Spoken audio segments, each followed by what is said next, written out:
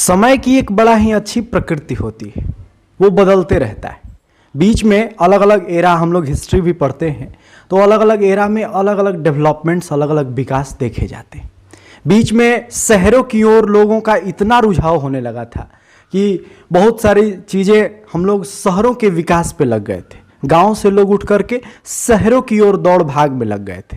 लेकिन अब समय बदलते हुए नजर आ रहा है और इस बदलते समय का साक्षी इस समय हमारे साथ साक्षी बैठी हुई। बहुत बहुत स्वागत है आपका साक्षी हमारे साथ।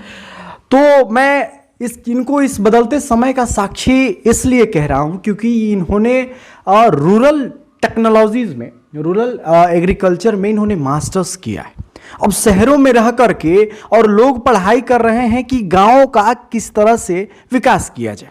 हेमंतवती उत्तराखंड का एक विश्वविद्यालय है, बहुगुणा जी के नाम पर, बड़ा ही चर्चित विश्वविद्यालय है। वहाँ से इन्होंने मास्टर्स किया है और गोल्ड मेडलिस्ट भी रही हैं। तो हमारा मन हुआ कि चला जाए, इनसे बातें किया जाए और तसल्ली में बातें, इत्मीनान से बातें होंगी कि ये जो विकास के अलग अलग जो मॉडल्स दिए जाते हैं, गांधीयन मॉडल जो दिया गया उसमें भी कहा गया कि गाँव का विकास कीजिए। तो इस मॉडल पे अभी हम लोग यदि चलते हैं तो कितना हमारा देश विकसित हो पाएगा और कितना हम लोग अभी इस मॉडल पे चल पा रहे हैं। जी, मेरा नाम साक्षी पांडे है। मैंने 10th और 12th यहाँ DAV सासाराम से किया है और मेरी BSc एग्रीकल्चर देहरादून से हुई है और मेरी MSc एग्रीकल्चर के अंडर रूरल टेक्नोलॉजी उत्तराखंड की सेंट्रल यूनिवर्सिटी हेमवती नंदन बहुगुणा विश्वविद्यालय से मैंने MSc रूरल टेक्नोलॉजी किया है, जिसमें कि मुझे सबसे अधिक अंक प्राप्त करते हुए मुझे गोल्ड मेडल मिला है। तो हमारा जो कोर्स था रूरल टेक्नोलॉजी, मतलब कि ग्रामीण प्रौद्योगिकी, इसमें हमने सीखा कि हम ग्रामीण क्षेत्र में किस तरह से विकास करें ग्राउंड लेवल से, और हर एक पहलू को देखते हुए, चाहे वो हॉस्पिटैलिटी हो, चाहे वो रूरल डेवलपमेंट हो, चाहे वो रूरल एम्प्लॉयमेंट जनरेशन हो, हर एक चीज़ को कवर करते हुए हमारा यह कोर्स कंप्लीट हुआ है। जी, तो मेरा ये आपसे एक बड़ा दिलचस्प सवाल होगा कि बड़ी विकास की बातें हो रही हैं आजकल के, सरकार बहुत विकास की बातें कर रहे हैं, तो आप लोगों को जिस तरह से पढ़ाया जाता है, जिस तरह से ढाला जाता है, वो कितना कारगर सिद्ध हो पाएगा आज के इस एरा में विकास करने में?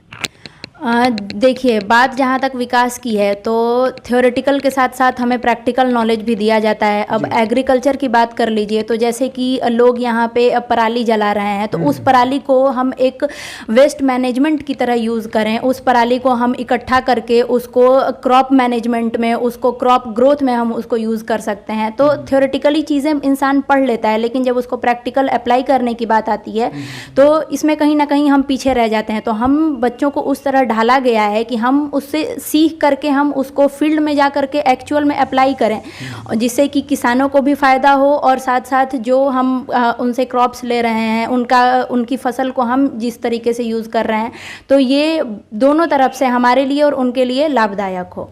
जी, मेरा एक और सवाल रहेगा आपसे कि जैसे बिना पढ़े लिखे जो हमारे किसान हैं, खेतों में बड़ी अच्छी फसल उगा लेते हैं, हम लोग, पूरा देश उसी पे चल रहा है, पूरा प्राइमरी सेक्टर उन्हीं पे डिपेंडेंट है, तो इसमें पढ़ लिख करके खेती करना और बिना पढ़े खेती करना, इन दोनों में कितना अंतर हो पाता है?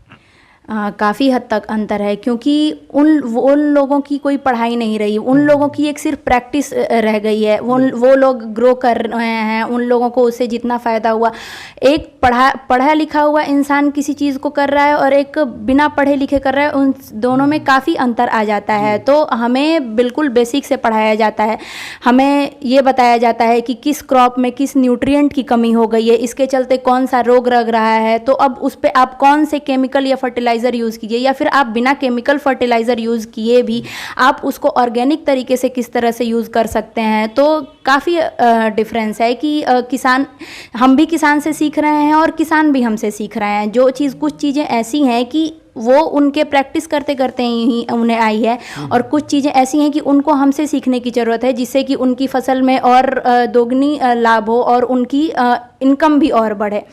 तो ये दोनों तरफ से हमारे लिए, एक स्टूडेंट के लिए और एक फार्मर के लिए सिमिलर तरीके से एक बेनिफिट है। मेरा जब हम रास्ते में आ रहे थे तो मेरे मन में सवाल चल रहे थे, तो हम सोचे कि आपसे ज़रूर पूछेंगे कि जैसे कि उत्पाद बढ़ाने के लिए ज़्यादा मात्रा में उसका उत्पादन हो किया जा सके, तो उसके लिए लोग मतलब बहुत सारे केमिकल्स का यूज़ करते हैं। आजकल के लोग कहते हैं कि ये खाने लायक चीज़ें नहीं हैं क्योंकि इसमें केमिकल का यूज़ किया जाता है।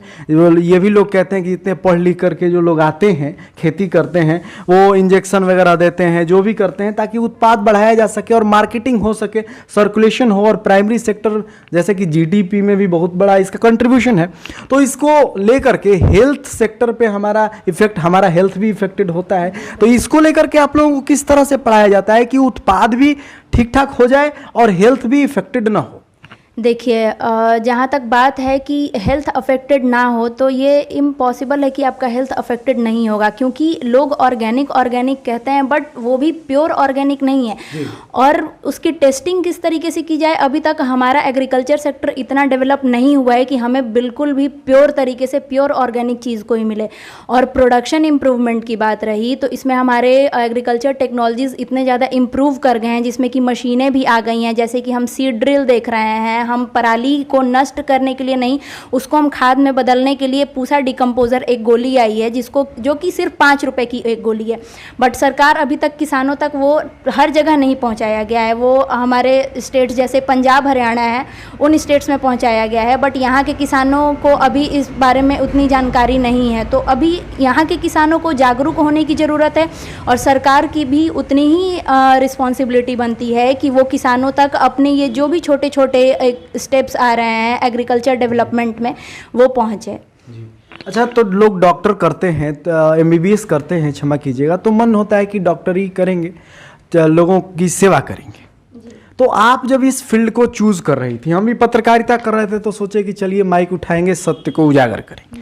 लेकिन आप जब इस फील्ड को चुन रही थी तो आपके माइंड में क्या बातें चल रही थी कि हम इस चीज़ में मास्टर्स कर लेंगे, इसके बाद हम क्या करेंगे? किस तरह से आप काम करना चाहती हैं इस फील्ड में?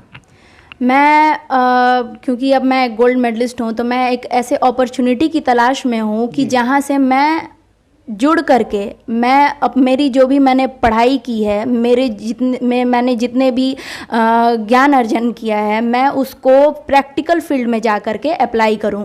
तो मैं मतलब फ़िलहाल तो मैं मतलब एक अभी जस्ट मेरी पढ़ाई कंप्लीट हुई है और मैं एग्रीकल्चर के क्षेत्र में ही जॉब ऐसे देख रही हूँ कि मैं किसानों को अपनी जो भी मेरी नॉलेज है मैं उन तक पहुँचाऊँ और उनसे सीखूँ भी और उनको सिखाऊँ भी। बिल्कुल। तो इस तरह की जो प्रणाली चल रही है, जो प्रथाएं चल रही हैं शहरों में, गांव के लोगों से जुड़ाव, शहर में लोग रह रहे हैं, इतनी अच्छी यूनिवर्सिटी में पढ़ाया जा रहा है, लेकिन क्या पढ़ाई हो रही है कि गांव की मिट्टी से किस तरह से जुड़ा जाए, गांव की मिट्टी से अच्छा उत्पाद किस तरह से निकाला जाए, गांव की मिट्टी का किस तरह से प्रयोग किया जाए। यानी कि आज भी हम लोग मॉडर्न युग में हैं, लेकिन किसी न किसी प्रकार से अपनी मिट्टी से जुड़ने का प्रयास रहता ही रहता है। तो आप जुड़े रहिए हमारे साथ, हम भी अपना माइक लेके आपको मिट्टी से ही जुड़े रखेंगे। यूपी हो या फिर बिहार, हम लोग हर एक रिपोर्ट आप तक पहुंचाते ही हैं। रात को 9 बजे सारी दिन भर की खबरें आप तक पहुंच ही जाती हैं। तो जुड़े रहिए और सब्सक्राइब और लाइक और शेयर करना ना भूलिए। तब तक के लिए आप हमारी पूरी टीम को दीजिए इजाजत।